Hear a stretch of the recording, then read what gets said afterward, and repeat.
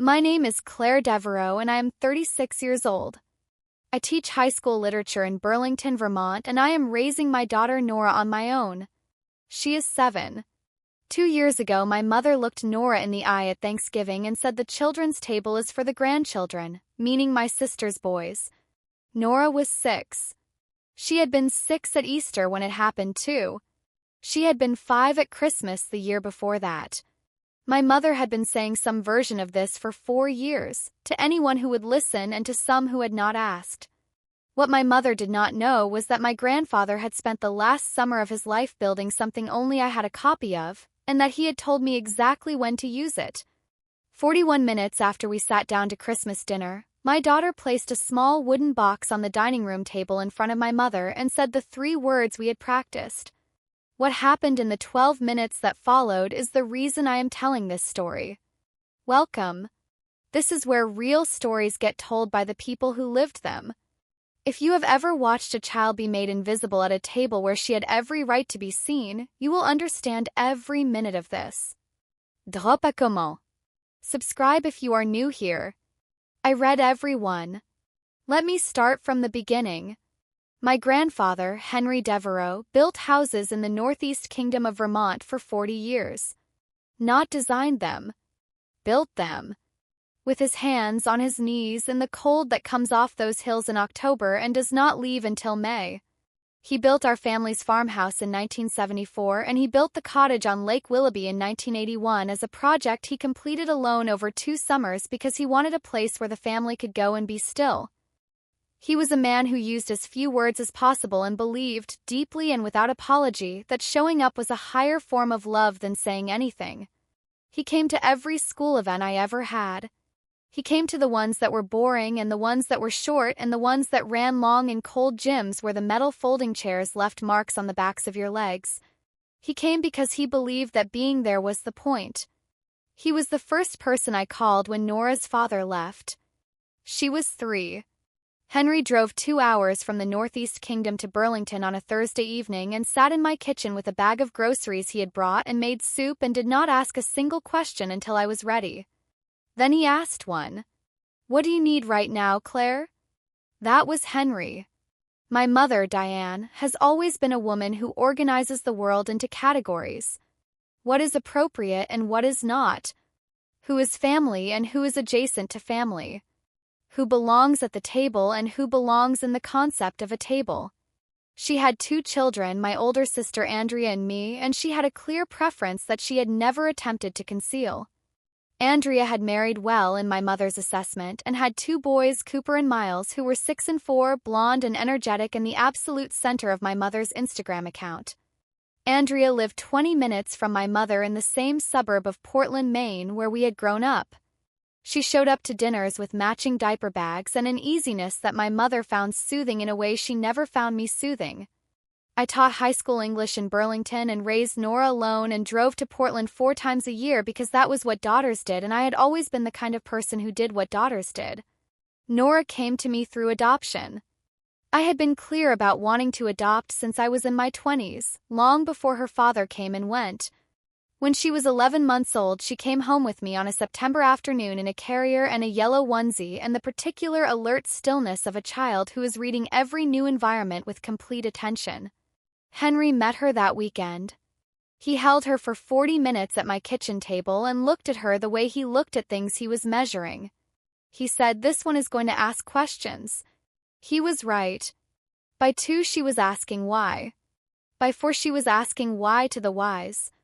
By 6, she was asking questions I had to go look up, which is the best possible kind of child to raise if you are also a person who loves to learn. My mother met Nora at 3 months and has been managing her presence ever since. Not with cruelty. My mother was not cruel. She was precise. She had a system for what family meant, and Nora did not fit the system's requirements.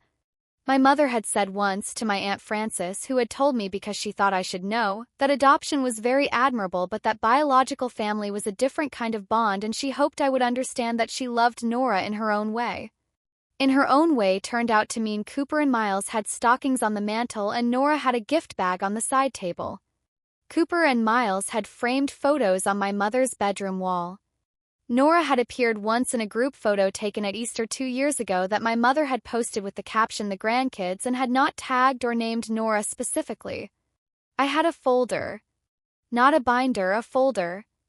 Green, expandable, the kind teachers use for student records because that is what I am and that is how I organize things.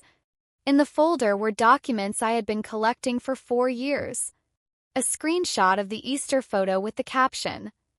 A photograph from Christmas 2 years ago showing 3 stockings on the mantel and Nora in the background not looking at them. A voicemail transcript from my Aunt Frances, the one where she relayed my mother's comment about biological bonds. Copy of the birthday invitation my mother sent to all the cousins for Miles's 4th birthday party that had not included Nora. A screenshot of a text from Andrea to me, forwarded by accident and never acknowledged, in which Andrea had written to her husband, "Mom says Claire's situation is complicated and we should just let her handle it." Her situation. My daughter was someone's complicated situation. 12 items in 4 years. I kept adding. Henry saw all of it. Henry had his own version of the folder, except his was in his memory, which was precise and unforgiving. He called me every Sunday evening from the house in the Northeast Kingdom and asked about Nora first, always Nora first, and then about school and then about me. He never brought up my mother unless I did. But one Sunday in May, 2 summers before he died, he said, "I have been watching your mother with Nora for 3 years. I want you to know I see it." I said, "I know you do, Grandpa." He said, "I am going to do something about it." I said, "You do not have to." He said, "I know I don't have to. That is not why I am doing it." I did not know what he meant until the following August. He was 81 and he had been having cardiac symptoms for a year that he had managed in the way he managed all difficulties, by continuing to work and not discussing them unless asked directly. I had asked directly in June and he had told me the truth, which was that the doctors had found enlargement in his left ventricle and that the prognosis was what it was and that he intended to keep building things as long as his hands worked. He did. On the 2nd Saturday of August, he called me at 7 in the morning and said he needed me to come to the lake cottage. Just me. Not Nora. I drove 2 hours north. He was on the dock when I arrived, in his canvas work shirt with the pockets worn smooth from decades of pencils, sitting in the low wooden chair he had built in 1997 that had survived every storm since. He handed me a manila envelope. He said, "Sit down, Claire." Inside the envelope was a trust document. Pages, drafted by an attorney named Margaret Foss at a small estate firm in St. Johnsbury, a town 30 minutes from his house. He had not used the family attorney in Portland. He had found Margaret Foss because he had asked around until he found someone who had never worked for my mother. The trust was called the Willoughby Family Trust. The asset in the trust was the lake cottage and the 3 acres around it, which he had built with his own hands over 2 summers in 1981 and 1982, the deed to which was held solely in his name because he had paid for the land himself the year before he and my grandmother Ruth married, and she had always said it was his particular thing and should stay that way. Ruth had died 11 years ago. Cottage had been his alone ever since. The beneficiary of the Willoughby Family Trust was Nora and Devereaux. My daughter. Sole beneficiary. The trust vested on Nora's 8th birthday, which was 14 months from the August morning I sat on the dock and read the document while Henry watched the lake. The trustee until Nora turned 25 was me. An audit clause required any income generated from trust property after the trust date to be returned to the trust. My mother had been using the cottage as a summer rental for 3 years, with Henry's permission on the understanding that she was maintaining it and splitting the income with him. Henry had stopped requiring his share 18 months earlier without telling her. The audit clause meant she would need to account for what she had collected. I read the document twice. I looked up at Henry. He was watching a loon on the far side of the lake. I said, "When did you do this?" He said, "March." I said, "Why Nora?" He looked at me. "Claire." He said it the way he said things when the answer was already in the question. I said, "You could have left it to me." He said, "I did." "You are the trustee." He looked back at the lake. But Nora is the one who needs to know she has a place in this family that nobody can take from her. Not your mother, not your sister, not anyone who decides some other year to rearrange who counts. She is going to have something that is hers. On a lake she loves. With her name on a document that Margaret Foss has in a file in St. Johnsbury and that your mother has never heard of. I said, "What if Mom doesn't do anything?" He said, "Then you have a nice document and a cottage and nothing happens." He paused. "But she will do something, Claire. She has been doing something for 4 years and she is not going to stop because you ask her to." He looked at the water. "I have spent 2 years hoping otherwise." He looked at me. "I do not believe my hope is going to outlive me on this one." He reached into the front pocket of his work shirt and took out a small brass tag on a piece of twine. On it, in his deliberate block print, "For Nora when the time comes," he said, "There is a box in the workshop. I built it last week. Cedar. The document copies are inside." He said, "I want her to give it to your mother. Not you. Her. I want your mother to receive this from the child she has been overlooking." He paused. "I want her to see Nora's face when she does it." I said, "She is 6. He said, "She is going to be 7 by Christmas." He looked at me. "I taught you to read blueprints when you were 6. She can do this." I said, "What if Mom is kind this year?"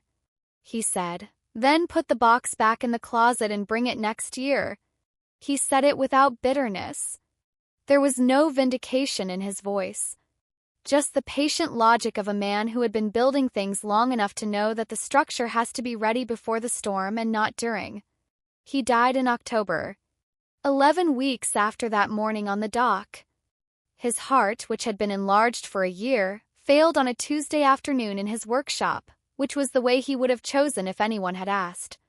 I drove north and sat with his body until the coroner came. I drove home in the dark. Nora was asleep when I got back. I sat on the edge of her bed and looked at her breathing and thought about the document in Margaret Foss's file and the cedar box in Henry's workshop and the brass tag on its piece of twine and the morning on the dock with the loon on the water and the specific gift of a man who had thought ahead. Cottage transferred to trust ownership on the date of his death. My mother did not know. She knew there had been a will. She knew she had received the farmhouse, the tools, the savings. She knew the cottage had been left to me in a trust for Nora. She did not know about Margaret Foss. She did not know about the audit clause. She called me 2 weeks after the funeral. She was planning to list the cottage for summer rentals again. She said it the way she said things that had already been decided. "I should get bookings in early if we want the peak weeks." I said, "Mom, the cottage is in the trust now." She said, "Yes, I know, but you are the trustee, we can manage it together." I said, "The trust holds it for Nora." She said, "Claire, she is 6. She does not need a lake cottage." I said, "She will." She said, "I will need the rental income for the property taxes. This has been our arrangement for years." I said, "I understand." She said, "Then we are agreed." I said, "I will need to talk to the attorney about the terms." She said, "Fine, let me know." She hung up. I called Margaret Foss. She confirmed what I already knew. Trust was irrevocable. My mother had no legal authority to rent the property.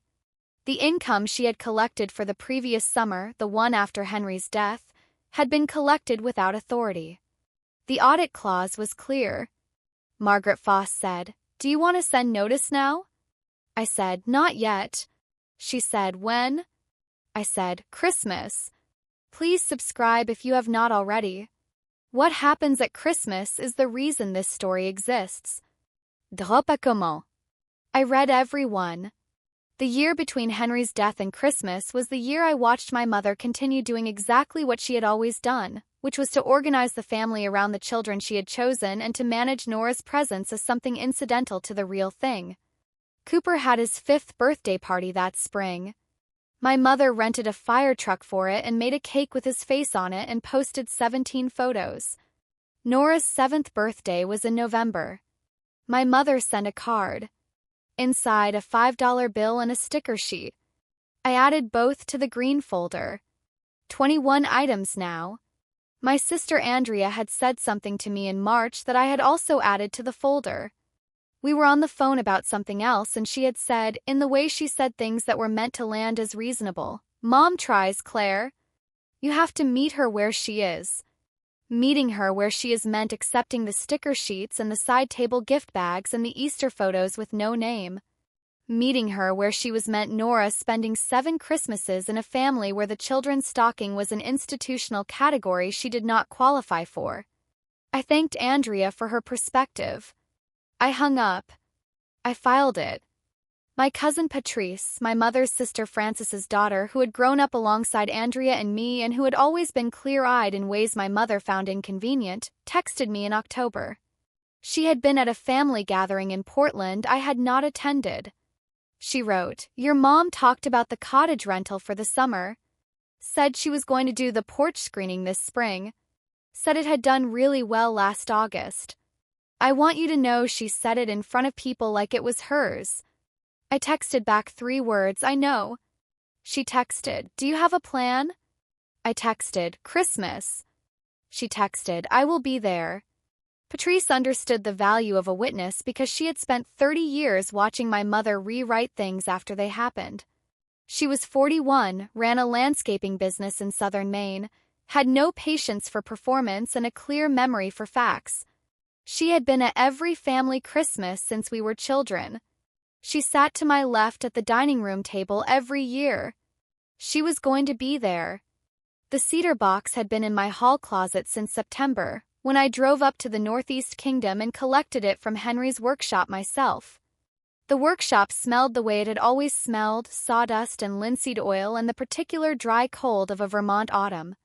The box was on his workbench with the brass tag tied to the latch. For Nora when the time comes. I carried it out to my car and drove home. Nora was at school. I put it on the top shelf of the hall closet behind the winter coats and stood in the hallway for a moment. 14 months until Nora's 8th birthday. The trust vesting date. Christmas was 6 weeks after that. Timing was Henry's, not mine. I had not planned it. He had. 2 weeks before Christmas, I told Nora. I sat with her at the kitchen table on a Sunday afternoon with the cedar box in front of us and her glass of milk beside it, and I told her about Henry, about the dock, about what was inside the box. I had thought about how to explain a trust to a 7-year-old and had decided the truth was the simplest approach. Grandpa Henry left you the lake cottage in something called a trust. That means it belongs to you now and it will belong to you when you grow up. He left you a box to give to Grandma Diane. I want you to give it to her at Christmas dinner. Nora looked at the box. She looked at me. She said, "Why me and not you?" I said, "Because he wanted you to give it to her. He thought it was important that it came from you." She looked at her milk. She said, "Does Grandma Diane know?" I said, "No." She thought about this. She said, "Is she going to be upset?" I said, "She might be." Nora said, "At me?" I said, "No. Not at you." She thought about that for a moment. She said, "Will you be there?" "The whole time?" I said, "The whole time. I will not leave the room." She said, "What if I get scared?" I said, "Then you can stop and I will take over." She said, "But you want me to do it?" I said, "I want you to decide if you want to do it. It is your box. Henry built it for you." She looked at the brass tag. She read it. She looked up. She said, "He wrote my name." I said he did. She set her hand on the lid. She said, "Okay. I'll do it." She said it the way she said things she had decided. Simply, completely, without fanfare. Then she drank her milk. We practiced.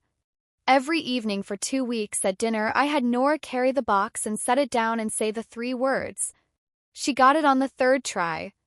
The 3 words were, "Grandpa left this." She said them clearly and without drama, and then she stood the way Henry had taught her to stand, with her hands at her sides, which was the posture he had used when he was finished with a piece of work and was letting someone else look at it. On the last evening before Christmas, I said, "You do not have to do this if you do not want to." She said, "Grandpa wanted me to." I said, "Yes." She said, "Then I want to." She was 7 years old with her milk glass and her determined face, and I thought about Henry on the dock saying she can do this. Christmas morning. Vermont in December has a specific quality of light, white and flat and very still, the kind that makes everything look like it is waiting. I dressed Nora in her good green dress with her dark tights and the small boots she had chosen herself. She put the brass tag in her pocket to carry separately, the way Henry had suggested in a note I found in the box when I collected it. She carried the box down the stairs in both hands, carefully, the way you carry something you have been asked to be careful with. My mother's house in Portland was a colonial on a quiet street that she had decorated for Christmas in the specific way she decorated everything, completely and with reference to a clear aesthetic. Wreath on every window. White lights on the porch railing. Fresh pine garland on the staircase banister that she replaced every year because she did not believe in artificial garland. The dining room table had her mother's linen cloth, ivory with a narrow lace border, the one that came out for Christmas and Easter and occasions she judged worth the dry cleaning. Andrea's family was already there when we arrived. Cooper and Miles in their matching sweaters, Andrea with her casserole dish, her husband Tom shaking my hand at the door. My mother in the kitchen in her good blouse. She kissed my cheek, looked at Nora, said, "Well, Merry Christmas." Not her name. Just well. Nora did not flinch.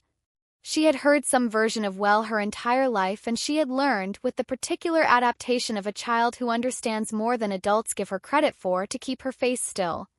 She set the cedar box on the floor by the stairs and went to see if Miles wanted to play. Therese arrived at noon. She kissed my mother, hugged Andrea, sat next to me in the kitchen and looked at me once and nodded. My Aunt Frances, her mother, came at 12:30.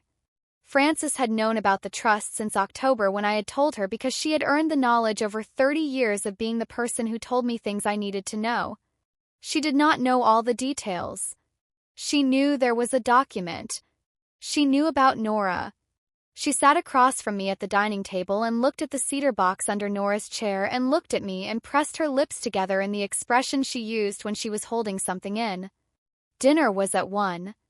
My mother had made the prime rib that appeared every Christmas because it was what the family expected, and my mother believed strongly in giving people what they expected at the table. Roasted potatoes, green beans with almonds, the dinner rolls she made from scratch every year that were genuinely the best thing at the meal and which she was right to be proud of. Table was full and loud in the specific way of a family that has a fixed repertoire of holiday conversation. My brother-in-law Tom talked about his project at work. Andrea talked about the boys' school. My mother talked about the cottage's reviews from last summer with the particular proprietorial warmth of someone discussing their own enterprise. It was during this conversation, the cottage conversation, that I caught Patrice's eye across the table. She had heard it too. My mother had said she was thinking of adding kayaks as a rental amenity for the summer guests, that the reviews mentioned the lake access, and she thought equipment rentals could add meaningfully to the income. She said this as though the cottage were hers to build a business from. She had been saying some version of this for 2 years. Nora was sitting between me and Patrice with her green dress and her dinner roll and her hand resting on the front of her chair, not quite on the box under it but close, checking. Presents were after the main course, before dessert. This was my mother's tradition. I had grown up with it and I had never questioned it, and I did not question it now. She stood and went to the tree, which was in the living room, visible through the dining room doorway. She brought back arms full of wrapped things and distributed them with the focused pleasure of a woman who had planned this distribution carefully. Cooper and Miles received things that had been clearly chosen with knowledge of their specific interests. Cooper's gift was a set of building tiles he had mentioned wanting in September. Miles received a wooden train set with a name-painted engine. My mother had hand-painted his name on the engine herself because she was a woman who did things like that for the children she was doing them for. She gave me a cashmere scarf. She gave Andrea a necklace. She gave Tom a book. She turned to the pile. She picked up a small package wrapped in silver paper. She set it in front of Nora. "Merry Christmas, Nora." Nora looked at the package. She unwrapped it carefully the way she unwrapped everything, taking the tape off the folds rather than tearing. Inside, a box of colored pencils, the basic kind, 12 colors. Cooper had received a professional watercolor set, 48 pans. I did not look at Patrice. Patrice did not look at me. Nora said, "Thank you, Grandma Diane." She set the pencils on the table beside her plate. My mother went back to the tree. She came back with a small velvet box. She set it in front of Cooper. Inside, a compass. Silver casing, engraved with his initials. My grandfather's compass, the one Henry had used on job sites for 40 years, the one that had sat on his workbench every time I had ever been in his workshop.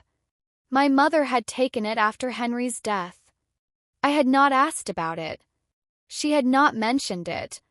She opened the velvet box now in front of 6-year-old Cooper and said, "This was your great-grandpa Henry's.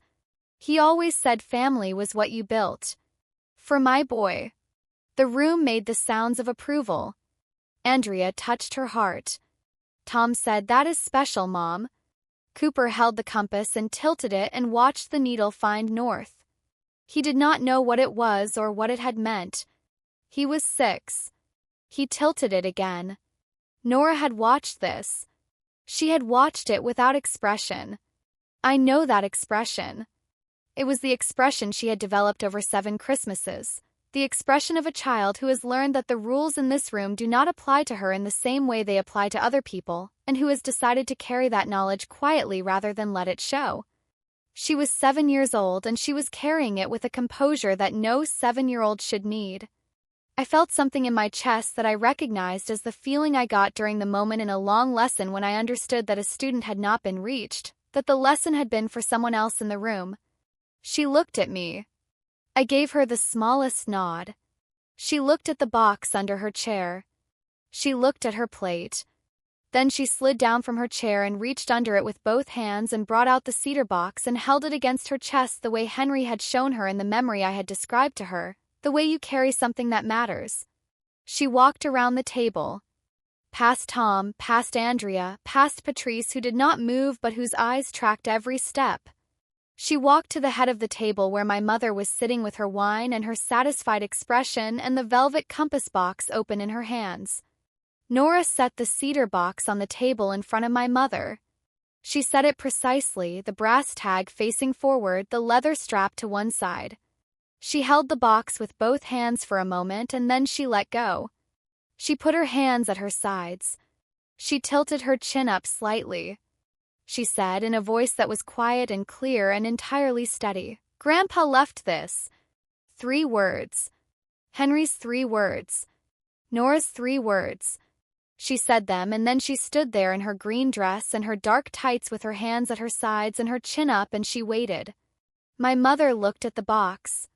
She looked at the brass tag. She read it.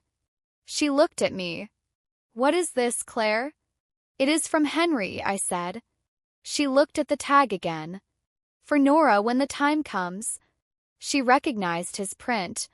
She knew his handwriting from 40 years of birthday cards and shopping lists and the labels on the jars in his workshop. She put her finger on the tag without lifting it. She said, "When did he?" I said, "August. Before he died." She looked at the box again. She said, "Andrea." Andrea looked at the table. She said, "Tom." Tom looked at his plate. She said quietly, "What is in here, Claire?" I said, "Open it." My mother unlatched the cedar box. The cedar smell came up into the room the way it had come up on the dock in August when I had held it in my lap for the first time and understood what Henry had built. My mother reached in. On top, a manila folder labeled in Henry's block print, "Willoughby Family Trust." Beneath it, a second folder, "Beneficiary Nora and Devereaux." Beneath that, a cream envelope sealed with a wax stamp he had pressed with a brass coat button from his work jacket, the kind he wore every day. On top of everything, propped against the inside of the lid, a photograph. 4x6, printed at the drugstore. Henry in his canvas work shirt on the dock at Lake Willoughby. Nora, aged 2, sitting on his lap with both hands on his face. Both of them laughing at something outside the frame. My mother looked at the photograph. She did not pick it up. She put her hand near it and stopped. She said his name. Henry. The way you say a name when you are not asking a question but you need to say it. She picked up the first folder. She opened it. She read. She read the first page and turned it. She read the page that listed the trust property. She stopped on the line that read, Lake Cottage and surrounding land, Willoughby, Vermont. She read it again. She looked up at me. This is not. I said, it is. She said, he would not have. Without. He would have told me. I said, he chose not to. She turned pages. She found the beneficiary page. Nora and Devereaux. She looked at Nora, who was still standing at the head of the table with her hands at her sides. She said, she is 7 years old. I said, she was 8 in November. The trust vested on her birthday. My mother set the folder down. She picked up the second folder. Inside, the deed transfer. The cottage had transferred to trust ownership on the date of Henry's death. 11 months ago. My mother had been renting it since then without legal authority to do so. She had collected 2 full summer seasons of rental income from a property she had not owned for over a year. She read the audit clause.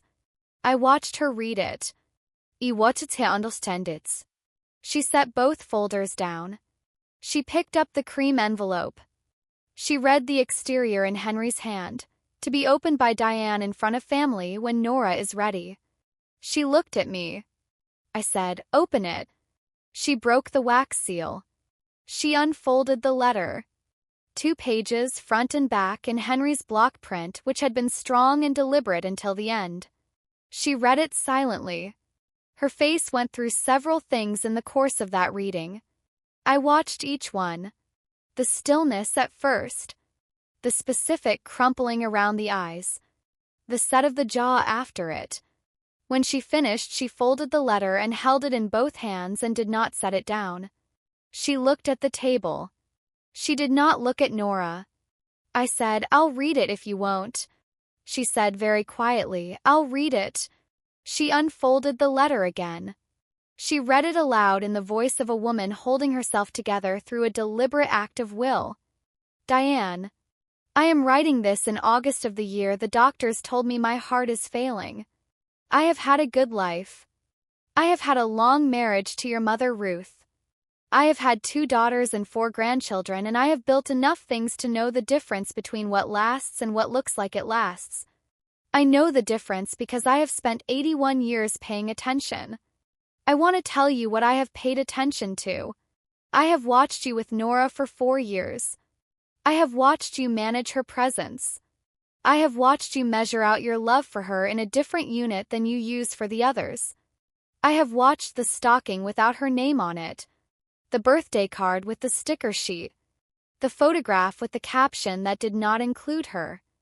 I have been watching from the dock and the driveway and the holiday dinners, and I have not said anything because I kept hoping you would find your way to her without me saying it. She paused. The room was entirely still. Andrea was looking at her hands. Tom was looking at the table. Patrice was looking at my mother. Aunt Frances had her eyes closed. Cooper had put the compass down. Miles had fallen asleep in his chair and was the only peaceful person in the room. My mother continued. I am not going to say it now either. I am going to say something else. Nora is my granddaughter in every way that matters to me. She has been my granddaughter since the September afternoon Claire brought her home. I held her for 40 minutes that first weekend, and I have loved her every year since in the way I love things I have built, which is completely and without conditions about the origin of the materials. I have put the lake cottage into a trust for Nora because I want her to have something that is entirely and permanently hers in this family. Place she can come to.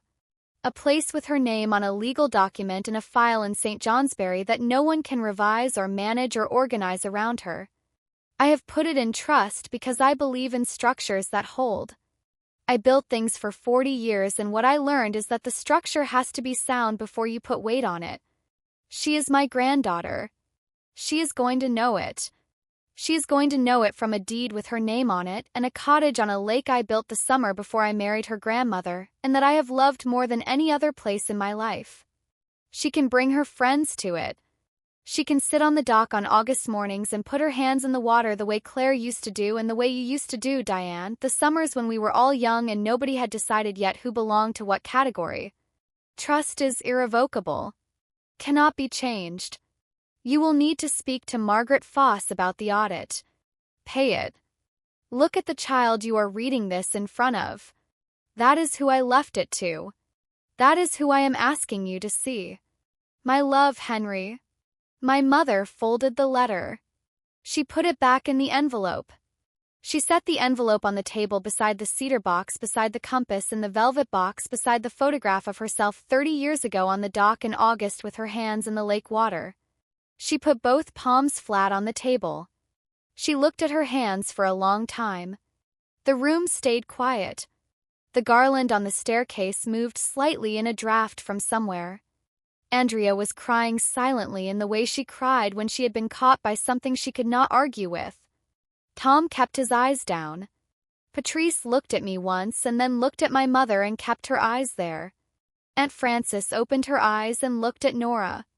Nora was still standing at the head of the table.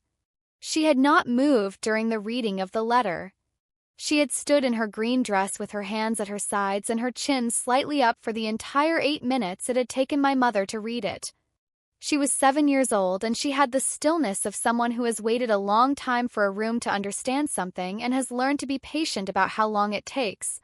My mother looked at her. For the first time at a Christmas dinner in 7 years, my mother looked directly at Nora and did not look past her or through her or at the approximate space she occupied in the room. She looked at her face. She looked at the green dress. She looked at the hands at her sides. She said, in a voice that had the quality of something being dismantled carefully, "You look like your grandfather." Nora said, "I know. I have his nose." My mother made a sound. Not a word. A sound like something releasing that had been held for a long time. She put her hand over her mouth. She looked at the photograph in the cedar box. Henry on the dock with Nora on his lap and both of them laughing.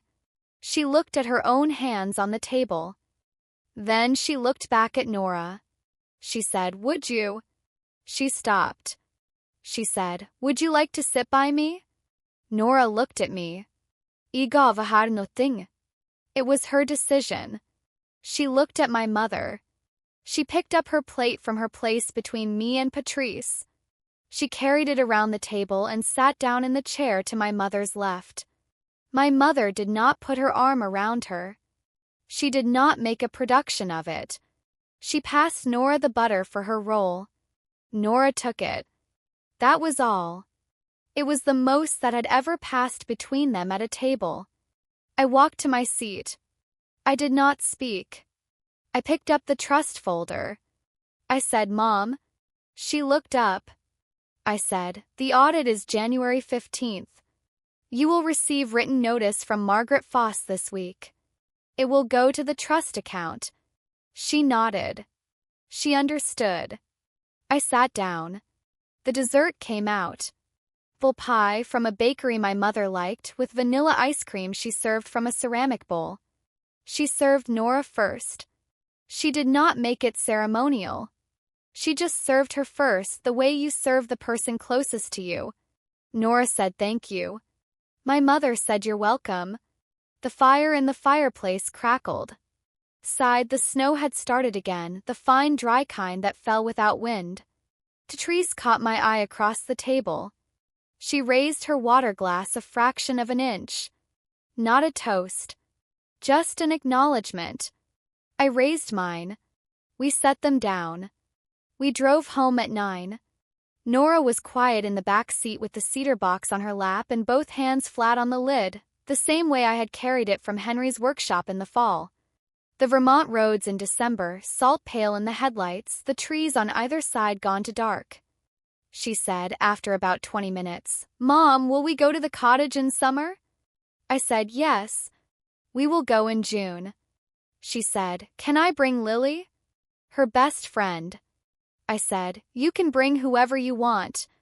It is your cottage." She was quiet for a while. She said, "It was Grandpa Henry's." I said, "Yes." She said, "And now it is mine." I said, "And now it is yours." She put her cheek against the top of the box. By the time we reached the highway, she was asleep. The audit was settled in February. My mother paid without contest. Margaret Foss called me the morning the wire came through and said, "She paid the first business day." I said, "I know." Margaret said, "She called me last week. She wanted to understand the trust structure. She had questions about the maintenance provisions. She wanted to know if she could still use the property for personal visits." I said, "What did you tell her?" She said, "That you would need to authorize any use as trustee." I said, "I will authorize it. Nora may want her grandmother at the cottage." Margaret said, "I thought you might say that." I said, "Tell her to call me." My mother called on a Thursday in late February. It was the first time she had called me, specifically me, to talk about something that was not logistics or scheduling in a long time. She said, "I have been thinking about what Henry wrote." I said, "I know." She said, "He was watching for a long time." I said, "He was." She was quiet for a moment. She said, "I did not think I was doing what he described." I said, "I know, Mom." She said, "But I was." I said, "Yes." She was quiet. She said, "Can I come to Burlington?" "Not for a holiday. Just to come." I said, "Yes." She said, "I would like to take Nora somewhere. Just the two of them. If Nora wants that." I said, "Ask her." She said, "Can I call her?" I said, "Yes." She called Nora that evening, and I listened from the kitchen while Nora sat on the living room couch and said yes, and then said okay, and then said, "That sounds fun." She hung up and came into the kitchen. She said, "Grandma Diane wants to take me to the Science Museum in the spring." I said, "What do you think?" She said, "I told her yes." She went back to her homework. The cedar box lives on the mantel in our living room in Burlington.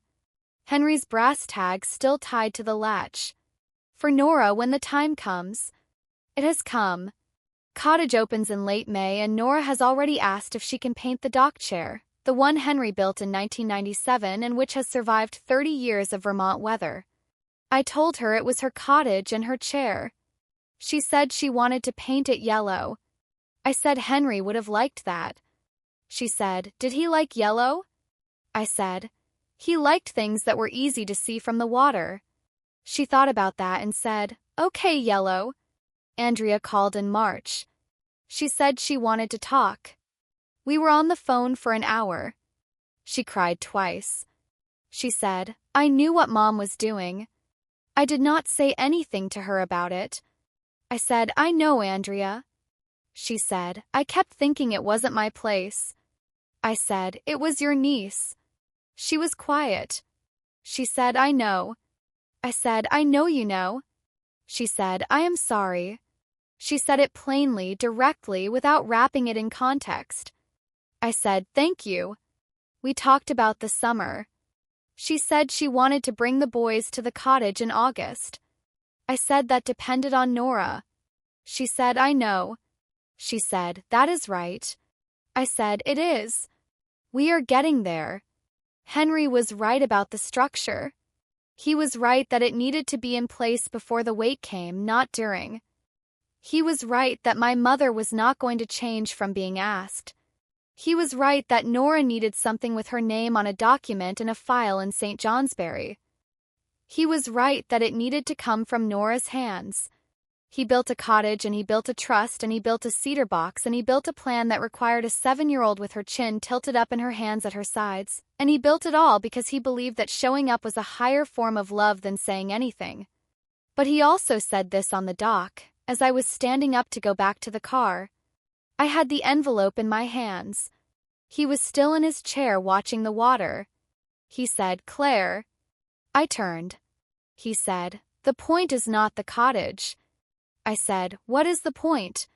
He said, "The point is that she knows she has a grandfather who saw her." He went back to the water. I drove south. I held that for a long time. She knows. That is my story. A cedar box. A man who built things and knew how to build the right thing at the right time. And a 7-year-old who stood at the head of a table with her hands at her sides and said 3 words clearly and did not flinch. If this story reminded you to see the child in the room that your family has decided not to see, do it today. Not next Christmas. Today. Drop a comment. Hit subscribe. I will see you in the next one.